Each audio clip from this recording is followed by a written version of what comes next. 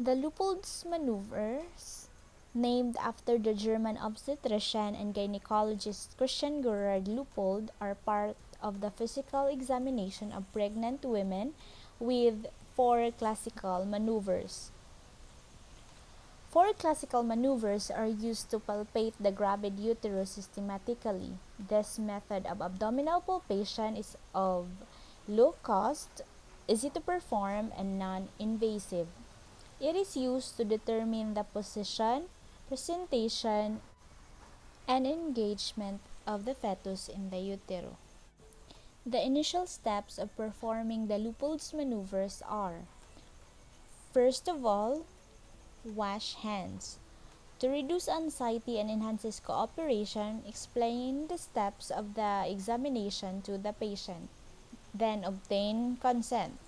The patient should be advised to void, as an empty bladder promotes comfort and allows for more productive examination, and the distended bladder can obscure fetal contour. Through the entire procedure, provide privacy. Drape properly and just expose only the area to be examined, in this case, the abdomen. Then prepare the equipment such as the measuring tape, stethoscope, or Doppler transducer and gel for the Doppler. Then position the patient supine with the head of the bed raised to 15 degrees and a small pillow or rolled towel placed on her left side. The four maneuvers and its objectives are: the L1 or the fundal grip will determine the fetal part occupying the fundus and will determine the presentation.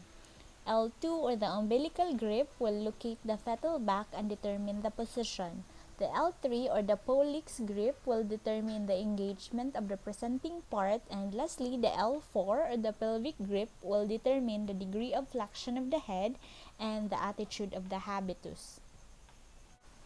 The first maneuver is also called the fundal grip. As the examiner, you will be standing at the foot of the woman facing her.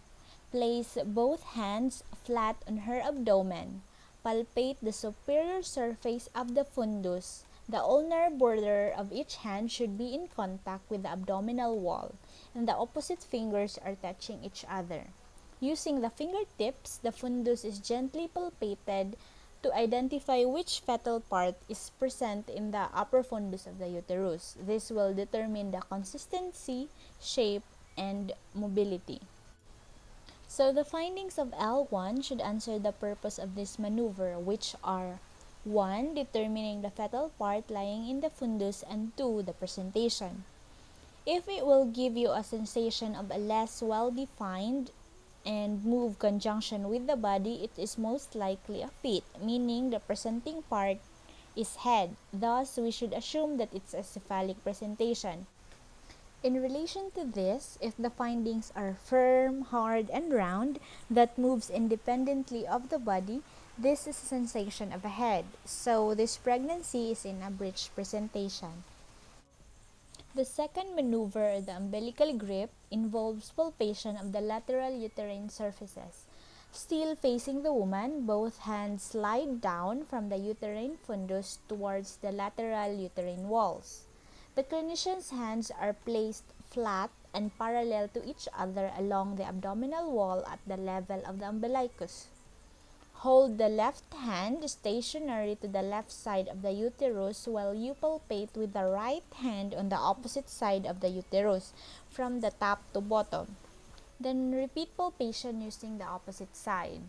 It will determine the position of the back and small parts. Also, it will establish if the fetus is in a longitudinal, transverse, or oblique situation. It is the fetal back when the findings will give you smooth, hard, resistant surface, and knees and elbows when you can feel the number of angular nodulation. The fetal heart rate can be auscultated at this time, which can also provide information on fetal orientation, meaning if these findings are prominent or the findings of the fetal back were established, we can safely assume that this pregnancy is in longitudinal position, since the heart is well perceived when the stethoscope or the Doppler transducer is placed on the back of the fetus. The third maneuver was modified by Karel Paulik, a Czech gynecologist and obstetrician, and is referred to as Paulik grip. This maneuver aids in confirmation of the fetal presentation. So still standing on the foot area facing the mother, the examiner should gently grasp the lower portion of the abdomen just above the symphysis pubis.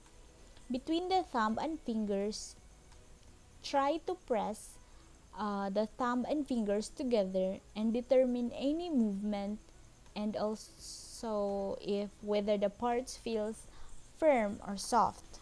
It will determine the engagement of the presenting part. If the presenting part is not movable, it is already engaged, and if it is still movable, then it is not engaged yet. The fourth maneuver, or the pelvic grip. Examiner now faces towards the maternal pelvis. Place palms of both hands on either sides. Fingers then move gently along the sides of the uterus approximately 2 inches above the inguinal ligaments, pressing downward and inward in the direction of the birth.